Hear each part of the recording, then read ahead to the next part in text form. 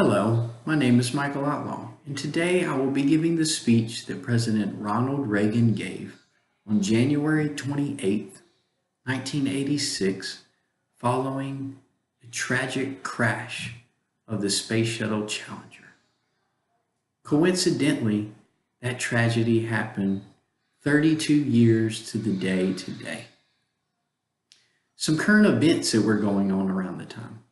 President Ronald Reagan was in his second term, and the time was originally slotted for him to give his State of the Union address on January 28th. However, with the tragedy of the Challenger, he decided to postpone that speech for a week. In November of 1985, Microsoft released its first version of Windows 1.0. Also, President Reagan met with Russian leader Mikhail Gorbachev for the first time.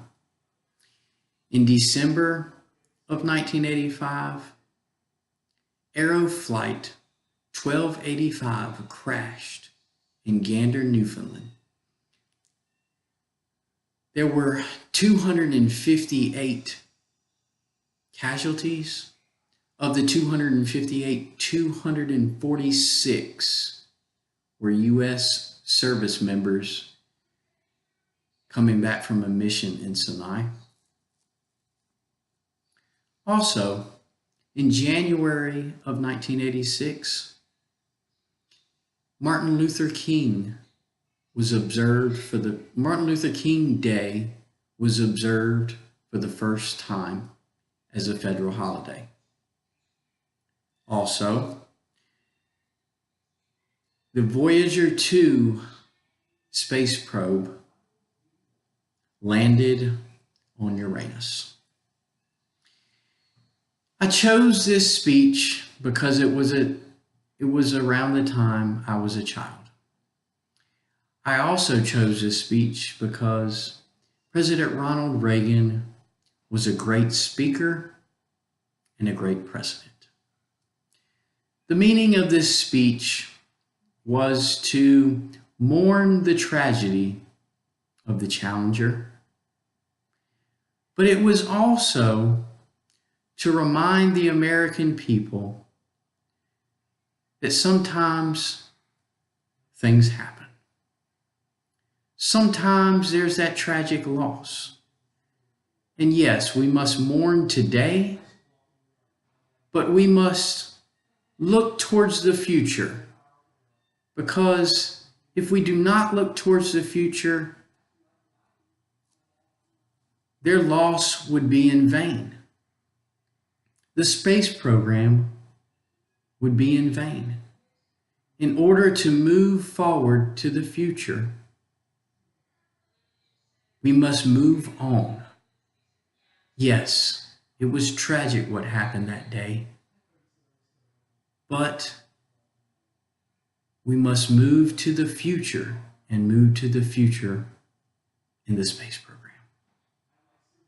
And now I will start the speech. Ladies and gentlemen, I plan to speak to you tonight to report the State of the Union. But the events of earlier today have led me to change those plans. Today is a day for mourning and remembering. Nancy and I are pained to the core by this tragedy of the Shuttle Challenger. We know we share this pain with all of the people of our country. This is truly a national loss. 19 years, almost to the day, we lost 3 astronauts in a terrible accident on the ground. But we never lost an astronaut in flight. We've never had a tragedy like this. And perhaps we've forgotten the courage that it took for the crew of the shuttle. But they, the Challenger 7, were aware of the dangers, but overcame them and did their jobs. We mourn 7 heroes: Michael Smith, Dick Scobie, Judith Resnick, Ronald McNair, Ellison Masaku, Gregory Jarvis, and Krista McLaughlin. We mourn their loss as a nation together. For the families of the 7, we cannot bear, as you do, the full impact of this tragedy. But we feel the loss, and we're thinking of you so very much. Your loved ones were daring and brave, and they had that special grace, that special spirit that says, give me a challenge, and I will meet it with joy. They had a hunger to explore the universe and discover its truths. They wished to serve, and they did. They served all of us. We've grown used to the wonders of this century. It's hard to dazzle us. But for 25 years, the United States program has been doing just that. We've grown used to the idea of space, and perhaps we forgot that we have only just begun. We're still pioneers. They, the members of the Challenger crew, were pioneers. And I want to say something to the school children of America who are watching the live coverage of the shuttle takeoff. I know it is hard to understand, but sometimes painful things like this happen. It's all part of the process of exploration and discovery. It's all part of taking a chance and expanding a man's horizons. The future does not belong to the faint-hearted. It belongs to the brave. The Challenger crew was pulling us into the future, and we'll continue to follow them. I've always had a great faith and respect for our space program, and what happened today does nothing to diminish it. We don't hide our space program. We don't keep secrets and cover things up. We do it in front of the public.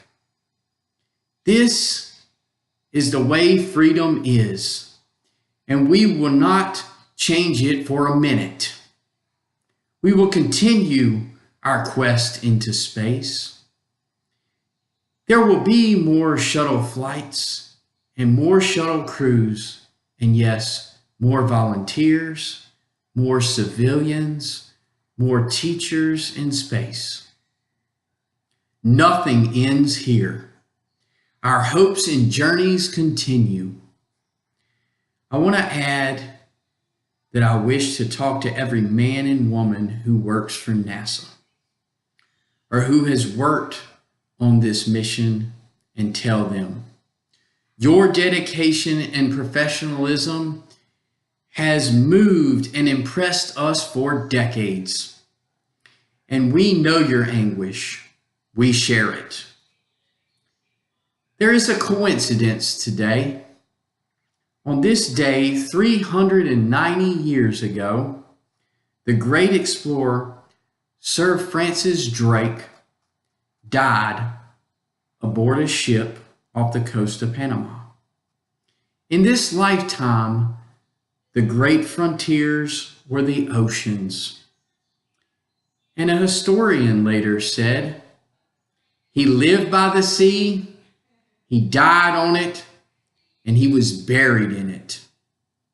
Well, today we can say for the Challenger crew, their dedication was like Drake's, complete. The crew of the Space Shuttle Challenger honored us by the manner in which they lived their lives. We will never forget them, nor the last time we saw them. This morning, as they prepared on their journey and waved goodbye and slipped the slurry bonds of earth to touch the face of God. Thank you, and God bless.